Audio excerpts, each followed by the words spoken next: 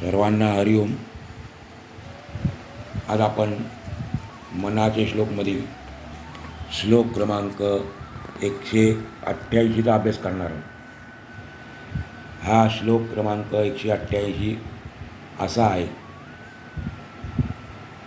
देहे भान हे ज्ञानशस्त्रे खुडावे, विदेहीपणे भक्तिमार्गेची जावे, विरक्ती बळे निंद्य सर्व त्यजावे, परिसंग सोडून सुखी रहावे. आपण पुन्हा एकदा श्लोक ऐकूया.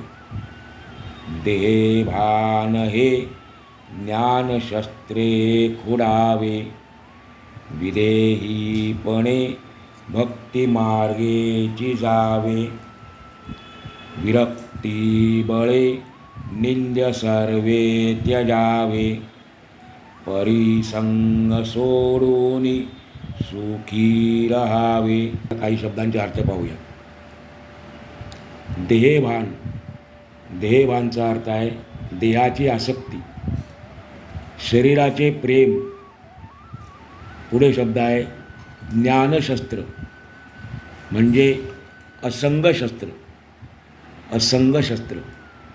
दुसरा अर्थ आहे आत्मज्ञानरूपी शस्त्र. खुडावे. खुडावे म्हणजे तोडावे, उपटून टाकावे. दोन अर्थ आहेत. खुडावे म्हणजे तोडावे, उपटून टाकावे. दुसऱ्या चरणा शब्द आलेला आहे विदेहीपणे. विदेहीपणेचा अर्थ आहे वैराग्यपूर्ण राहून. वैराग्यपूर्ण राहून. तिसरा चरणा शब्द आहे विरक्ती बळे म्हणजे अनासक्त राहून. अनासक्त राहून. नंतर शब्द आहे निंद्य. निंद्यचा अर्थ आहे वाईट कर्मे, निंदनीय गोष्टी. नंतर शब्द आहे त्यजावे म्हणजे सोडून द्यावे, त्याग करावा. आणि चौथ्या चरणात शब्द आलेला आहे संग. संग म्हणजे आसक्ती, मोह. समर्थ सांगतात आत्मज्ञान प्राप्त करून त्या ज्ञानरूपी शस्त्राने मी म्हणजे देह आहे ही सतत होत असलेली जाणीव तोडून टाकावी. देहाची आसक्ती, शरीराचे प्रेम नष्ट करावे. वैराग्यपूर्ण वृत्तीने राहून सोप्या भक्तिमार्गाने जावे. देहातीत असलेले ब्रह्म ओळखून त्याच्याशी अनन्य व्हावे. हाच तो भक्तिपंथ होय. अनासक्त राहून अंगी विरक्ती बाणवून तिच्याद्वारे निंद्य कर्मे, वाईट कर्मे सोडून द्यावीत. पण ते मी सोडले एवढाही संग म्हणजे आसक्ती आपण ठेवू नये. आणि असे झाले म्हणजे स्वानंदाचे सुख प्राप्त होते. आपण पुन्हा एकदा श्लोकाचा अर्थ पाहूया. समर्थ सांगतात आत्मज्ञान प्राप्त करून त्या ज्ञानरूपी शस्त्राने मी म्हणजे देह आहे ही सतत होत असलेली जाणीव तोडून टाकावी. देहाची आसक्ती, शरीराचे प्रेम नष्ट करावे. वैराग्यपूर्ण वृत्तीने राहून सोप्या भक्ती मार्गाने जावे. देहातीत असलेले ब्रह्म ओळखून त्याच्याशी अनन्य व्हावे. हाच तो भक्तिपंथ होय. अनासक्त राहून अंगी विरक्ती बाणवून तिच्याद्वारे निंद्य कर्मे, वाईट कृत्ये सोडून द्यावीत. पण ते मी सोडले एवढासुद्धा संग म्हणजे आसक्ती ठेवू नये. मग आपल्याला स्वानंदाचे सुख प्राप्त होते. असा श्लोकाचा आपल्याला थोडक्यात सोपा अर्थ सांगता येईल. समर्थांनी आपल्याला असे सांगितले आहे की ब्रह्म सर्वत्र ओतप्रोत भरले आहे. या विश्वात अंतर्बाह्य तेच सामावलेले आहे. पण ते ब्रह्म बाहेरच्या वस्तूमध्ये असूनही आपल्याला पाहता येणार नाही. या उलट आतले ब्रह्म पाहिले की बाहेरचे आपोआपच कळून येईल. पण त्यासाठी बाहेरच्या वस्तू पाहायच्या नाहीत असे नाही. त्या बाहेरच्या वस्तूच्या बाहेरच्या जगाच्या मोहात पडले नाही म्हणजे पुरे.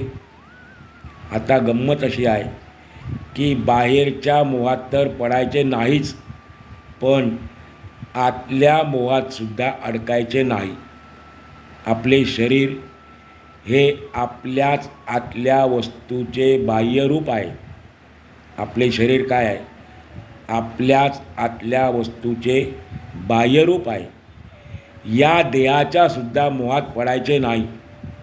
म्हणजे देहावर असलेले प्रेम नष्ट करायचे, आसक्ती समूळ नष्ट करायची. कारण आपल्या आत्मसुखाच्या आड जर कोणी येत असेल तर ती आपली देहबुद्धीच. आणि या देहबुद्धीचा कशा प्रकारे नाश करता येईल, देहबुद्धी कशी घालवता येईल याचे वर्णन समर्थ या श्लोकातून करीत आहेत.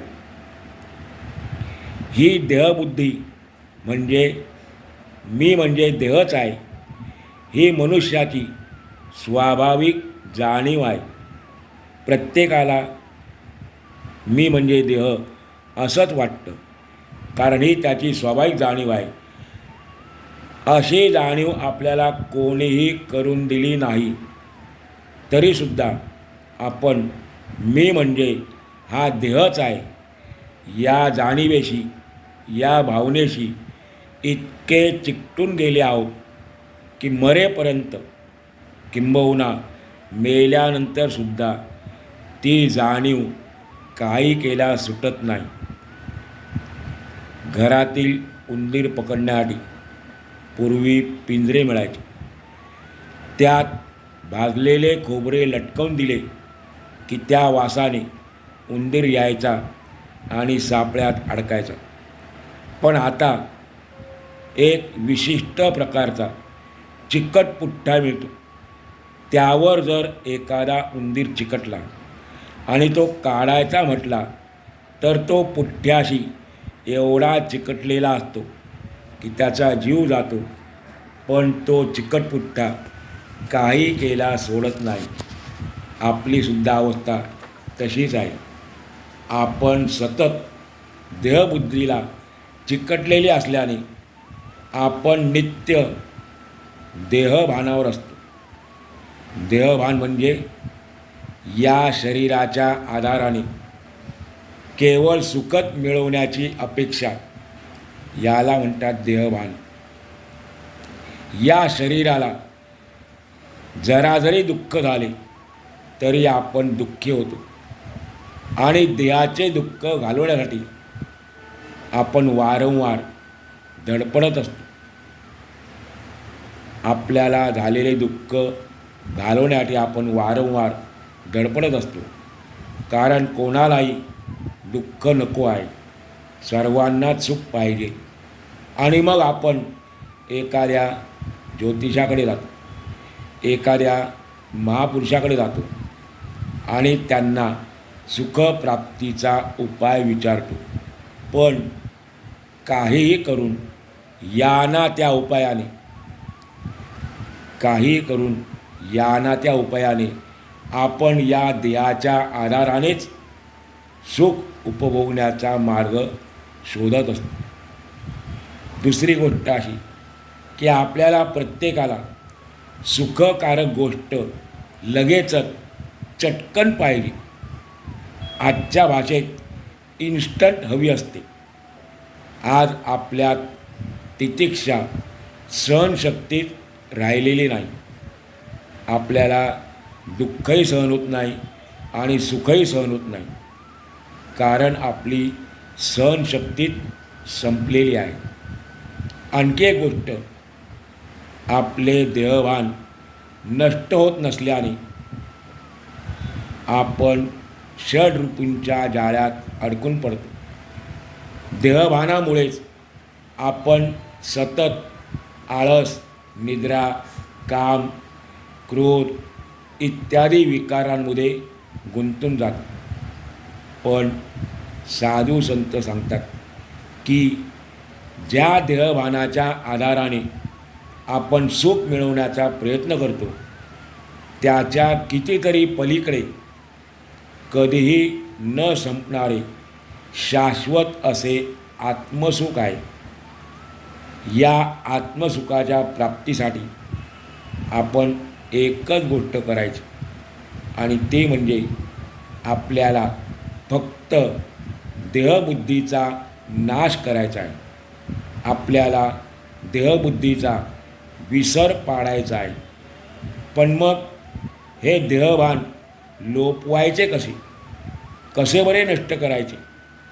समर्थ सांगतात, या देहबुद्धीच्या भावनेला आत्मज्ञानरूपी शस्त्राने तोडले पाहिजे.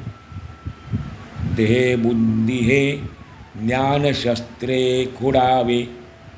आत्मज्ञानाने आपल्याला खरा मी कोण आहे याची जाणीव होते, आणि त्यामुळे आपोआपच आपल्या देहबुद्धीचा लोप होतो. वास्तविक सर्वच संत महात्मे आपल्याला या देहबुद्धीपासून आत्मबुद्धीपर्यंत नेण्याचा प्रयत्न करतात. ते वारंवार सांगतात की अरे बाबा, तू हा नश्वर देह नाहीस, तू तर परमचैतन्य ईश्वराचाच अंश आहेस. पण आपल्यापैकी किती जणांना ही गोष्ट पटली आहे? किती जणांना याचा अनुभव आला आहे की मी देह नसून मी प्रत्यक्ष ईश्वराचाच अंश आहे? जर आपल्याला स्वतःची मीची ओळख करून घ्यायची असेल, भगवंताची प्राप्ती करून घ्यायची असेल आणि मनुष्य जन्माची सार्थकता करून घ्यायची असेल, तर आपली देहबुद्धी नष्ट होणे अत्यंत गरजेचे आहे. एकदा का मी म्हणजे आत्मवस्तू आहे, आत्मस्वरूप आहे, मी म्हणजे वासुदेव आहे, ही भावना आपल्या अंतरंगात दृढ झाली की मग देहबुद्धी शिल्लकच राहत नाही. याबाबत संत महात्मे आपल्याला वारंवार मार्गदर्शन करीत असतात, सांकेतिक भाषेतून उपदेश करीत असतात. मग साधक या आत्मबुद्धीच्या मार्गाने वाटचाल करू लागतो. संतांचा उपदेश ऐकल्यानंतर, संतांचे मार्गदर्शन मिळाल्यानंतर जो साधक आहे तो या आत्मबुद्धीच्या मार्गाने वाटचाल करू लागतो. नंतर तो जसजशी साधना वाढवत जातो, आत्मचिंतन करू लागतो, तशी त्या साधकाच्या अंतरंगात गुरुकृपा फुलू लागते आणि त्याला आत्मवस्तूची, परब्रह्माची, त्याच्या अस्तित्वाची अनुभूती येऊ लागते. आत्मवस्तूची अनुभूती आली, आत्मज्ञान झाले की आत्मसुखाची प्राप्ती निश्चित होतेच. जे आत्मसुख शाश्वत आहे, कायम आहे, न संपणार आहे, अशा आत्मसुखाची प्राप्ती ज्यावेळेला आपल्याला आत्मवस्तूची अनुभूती येते, आत्मज्ञान होते, त्यावेळेला आपल्याला त्या सुखाची प्राप्ती होते. पण हे आत्मज्ञान प्राप्त करून घेण्यासाठी आपण काय बरे केले पाहिजे? समर्थ याचे उत्तर दुसऱ्या चरणातून सांगताना म्हणतात, विदेहीपणे भक्तिमार्गेची जावे, म्हणजे वैराग्यपूर्ण वृत्तीने राहून अत्यंत सोप्या अशा भक्तिमार्गाचा अवलंब करावा. भक्तिमार्गाने वाटचाल केल्यानंतर आपल्याला आत्मज्ञानाची प्राप्ती निश्चित होते. समर्थांनी आपल्या दासबोध या ग्रंथातील पहिल्याच दशकातील पहिल्याच समासातील 4थ्या ओवीतून भक्तीचे मर्म सांगितले आहे. भक्ती आणि भक्त काय आहे त्याचे वर्णन केलेलं आहे. ते म्हणतात, भक्तिचैनी योगे देव निश्चये पावती मानव, ऐसा आहे अभिप्राव ये ग्रंथी.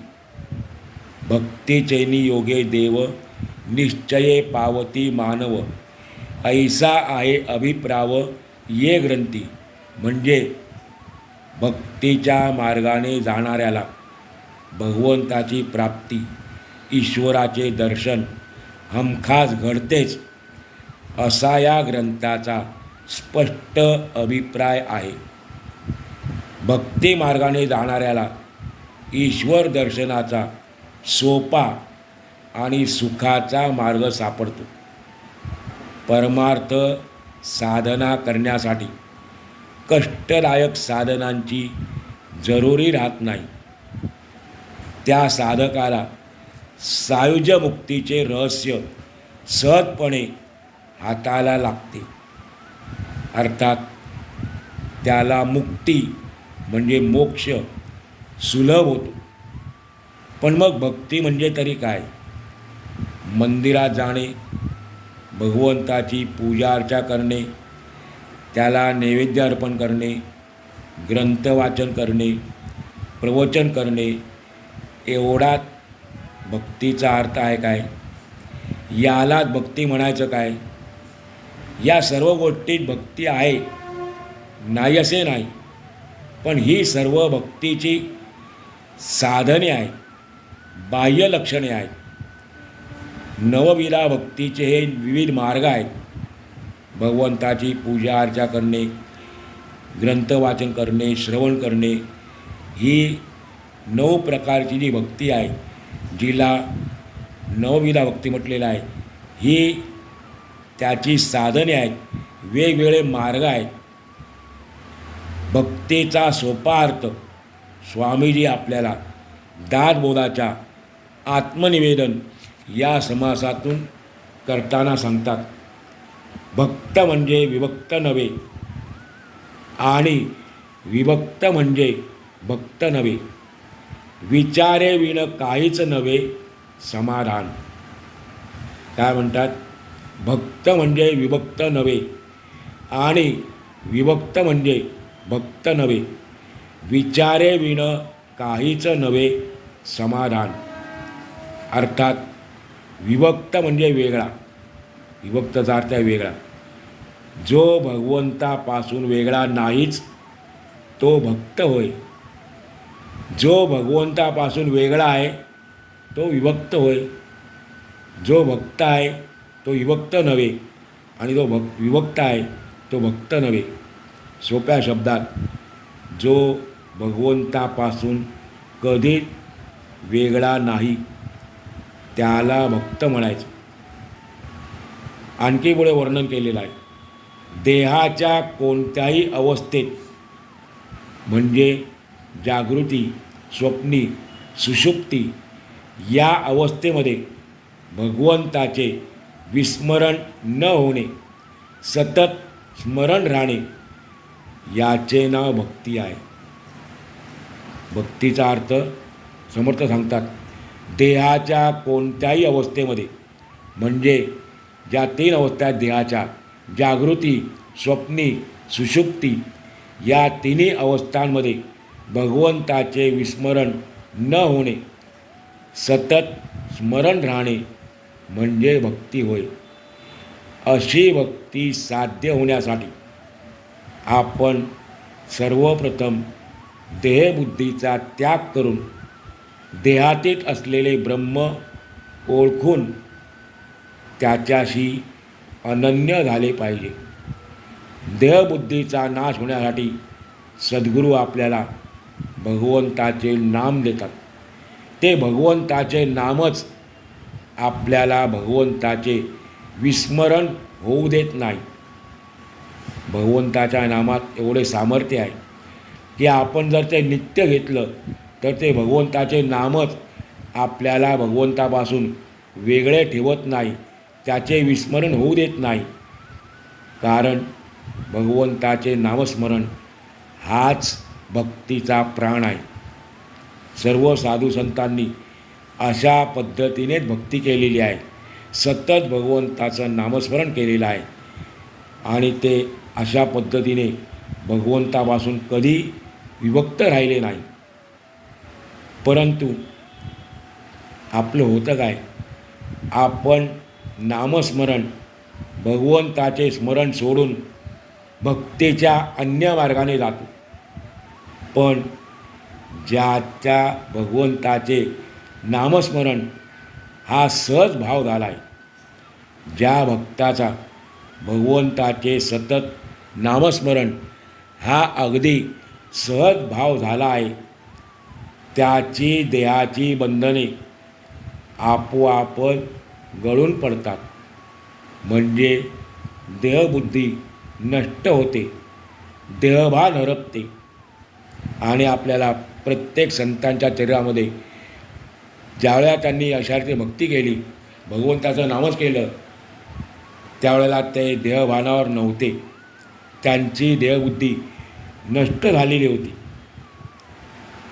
ज्या स्थितीत भगवंताने आपल्याला ठेवले आहे त्या स्थितीत अत्यंत समाधानाने राहणे, नुसतं राहणे नाही, अत्यंत समाधानाने राहणे म्हणजे देहभान हरपणे होय.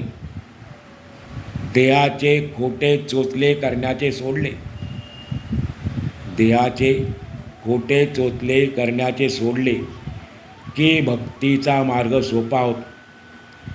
आपण जे देहाचे चोचले पुरवतो, देहाला जे गोड लागेल ते आपण त्याला देत राहतो, त्यामुळे आपल्याला भगवंताची भक्ती सफल करता येत नाही. पण जर आपण ते देहाचे चोचले सोडले तर आपल्याला भक्तीचा मार्ग सोपा होतो. असे करताना आपल्याला हळूहळू विरक्तीचे बळ प्राप्त होते आणि जे निंदनीय कर्म आहे, वाईट कर्म आहे, त्या कर्मांचा आपोआपच त्याग होतो. भक्ती ही आपल्या दृष्टीत बदल घडवून आणते आणि मग आपल्या दृष्टीला सर्वत्र भगवंत दिसू लागतो. ही संपूर्ण सृष्टी हरिमय होऊन जाते. आपण अशा प्रकारची अवस्था प्रपंचात राहूनही प्राप्त करू शकतो. त्यासाठी प्रपंचाची फक्त आपल्याला आसक्ती सोडावी लागेल आणि एकदा का प्रपंचाचा संग म्हणजे आसक्ती सोडली की मग स्वानंदाचे सुख प्राप्त होते, आत्मसुख प्राप्त होते. आणि म्हणून स्वामीजी सांगतात, परिसंग साडोनी सुखी रहावे. आज आपण या ठिकाणी आजचा पूर्ण